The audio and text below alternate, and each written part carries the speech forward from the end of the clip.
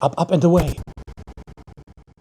And with that, we're already in the middle of our review of the Spider-Man vs. Doc Ock Subway Train Scene. That's a mouthful, isn't it? Quite the long name for such a small set. It only comes with 393 pieces. And it retails for £44.99 British pounds, £49.99 in euros, and £54.99 in American freedom dollars. You're paying a little extra over there, probably because of the tariffs. I feel for you. I'm sorry. Lego shouldn't be that expensive. Luckily, you don't have to pay retail. You don't have to pay MSRP on this set. It came out on August 1st and is already discounted. I think I paid €35 for it, roughly 30% off.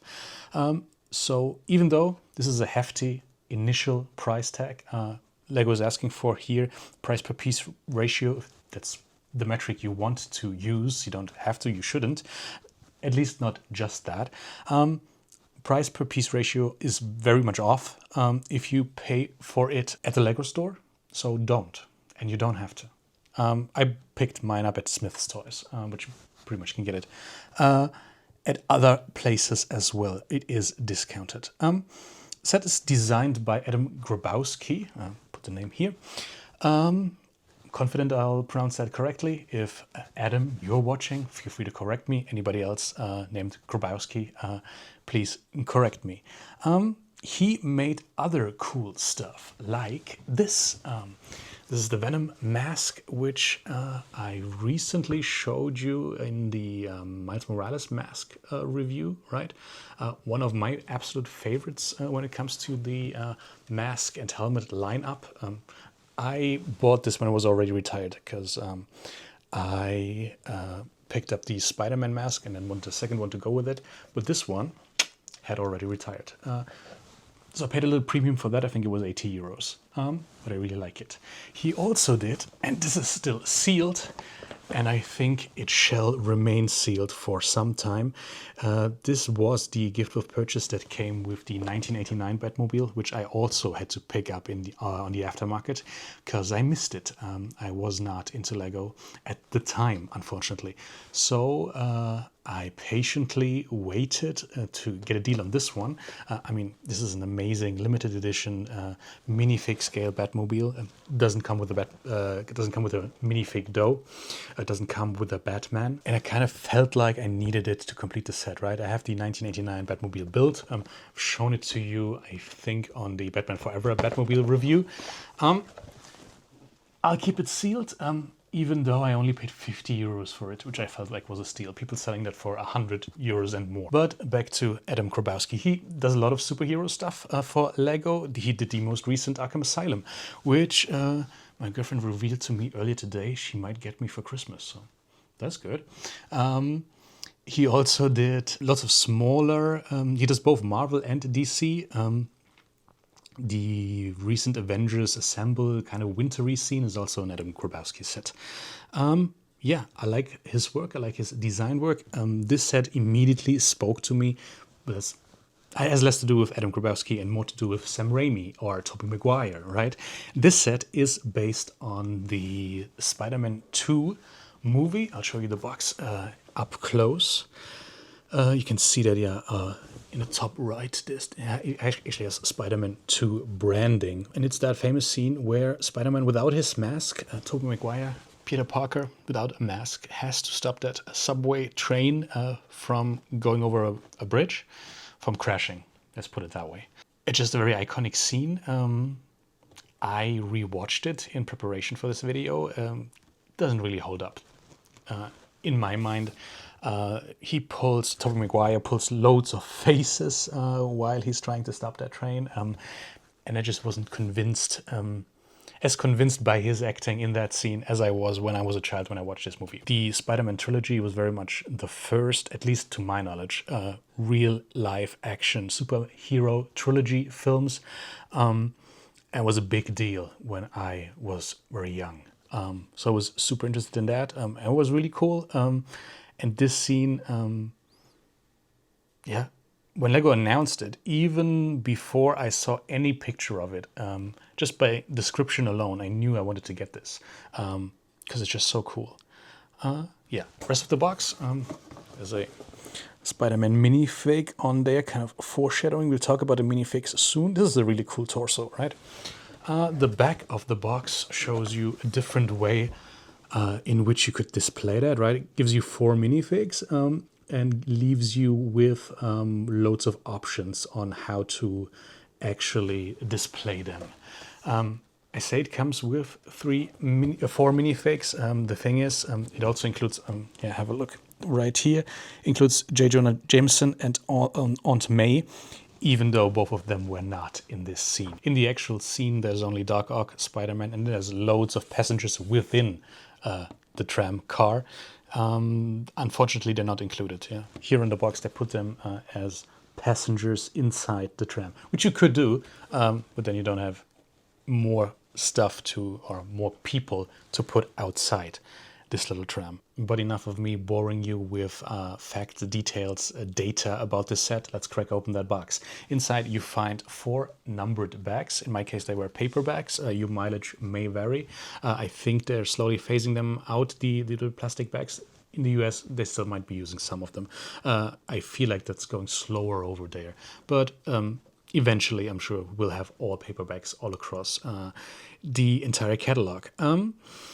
It also comes with an instruction manual, which doesn't have anything special about it, so we don't need to take a further look at it. Inside, you'll also find one big base plate-ish looking piece. It's the base of the tram, right? They decided to make that one big molded piece, which you use to then construct your tram on top of. You also get 2 long pieces of white net. At least that's what they represent in the Spider-Man universe. They're often used when it comes to constructing ships. I'm looking at the Endurance right now over there. I don't think that has them. I think they're included in black in the Black Pearl, or Jack Sparrow's pirate ship, if you want to use the appropriate terminology there. It does come, unfortunately, with a sticker sheet. It's not the biggest one. However, it does include some transparent stickers, and we'll get into more detail what it's like building with them when we take an actual look at the thing I built over there. Right, but I think it's time I'll show you what it actually looks like. Put this over there, and here it is. I decided to prop it up a little, so I mocked a little stand for it, right? Just this little rail thing. Not a lot of time and effort went into this. I basically needed something to take the thumbnail. I needed some height, and it makes it easier for you to see on camera like that. Maybe you can already tell that some of those transparent stickers went into the windows, right, to get that shattered look. I'll take it off its stand now. Again, this does not come with the set. It's just something I built. But it's fairly easy to do. If you ever feel like you need instructions for that, just let me know. I'm sure I can make something for you. But this is the actual tram. This is all you get, right? You get this nice car. You get minifigs you can attach to it. We have Jonah Jameson hanging out on the side there. And you can get a lot of action poses out of this set, I feel like. We'll take a closer look down here so I can properly show you. Part of the roof is actually detachable. I hope I get the right, parts of it. Let's maybe put Doc Ock to the side for a second. Talk about him when we talk about the minifigs. You can remove 2 of these panels, right? Like that. Maybe start by looking at these stickers in more detail. This is actually the one I had more trouble with. You can't really tell anymore because I think it now has settled. The thing is, with these transparent stickers, you don't really get, let's go back up. You don't really get a second try, right? If you are used to applying your stickers just with your hands, right, and you only attach a little bit of them and you can peel them back, you get another try, or maybe a 3rd or 4th try. With transparent stickers, every time you remove the sticker, you will immediately be able to tell that you have moved the sticker. It'll shine through. A good habit in general, I would argue, to use one of your many brick separators. I'm sure you have as many as I do. I have an entire drawer of them down here. I'm sure you have many of them, and just attach the corner of a sticker onto this side of it and then try to line it up before you actually stick it down. If you get in the habit of doing it and if you get good at it, you will have less problems when it comes to transparent stickers, because again, you don't get a second shot. You can't leave, if you put them on your finger and then apply them from your finger to the set, you will be able to tell that your fingerprints leave some marks on them. Transparent stickers, yeah, and I don't like them. And here's the thing, they're not necessary, right? Just print this piece. Or find a brick build solution. That would even be even better, I feel like. I'm not a big fan. There are a couple more sticker elements. Yeah, you can see them there, right? Inside the cockpit of the tram, they're used for some of the instruments. So you have stickers there, and then you have 2 stickers on the outside. Again, since it's the same one, I feel like they could have printed that. It's these arrows over here. Those are also stickers, and they're on both sides of the set. Not that hard to line up, but if you take a real close look, you can easily tell that it's not the same color, right? The gray of the sticker is a little darker. I'm not a big fan of that. I don't mind the ones inside the tram as much. They're large stickers and they go on curved pieces. Still should be printed. I forgot. The tram goes to Bay Ridge originally as scheduled, apparently. Yeah, it says Bay Ridge over there. Same thing behind Peter's head. And those signs are also stickers. But those ones at least are not transparent stickers. The transparent ones are really the ones I have a big issue with, because you can mess them up so easily and you don't get a second shot. You don't get another try. You're just then stuck with something that doesn't look as nice. I would have liked, I mean, looking at them now, I'm rather happy with mine, but I could have gotten them even better, even more perfect, if I were able to detach the sticker and reattach it. But you can't really do that with transparent stickers. The build is very straightforward. It's not complicated, right? It's not many pieces, not even 400 pieces, but it does sell the story to me. I really liked the way this tram was designed. There are a couple of interesting building techniques, especially when it comes to the cockpit areas on both sides, where your conductor would be sitting. Nice studs not on top techniques used there. These wheel elements, they take surprisingly many pieces and they're surprisingly detailed in the way they are constructed. Obviously, a portion of it is pre-molded. That's where you would attach these wheels.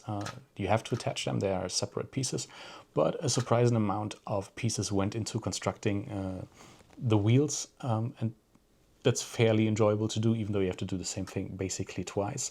Nice part usage down here as well. Hope you can see that.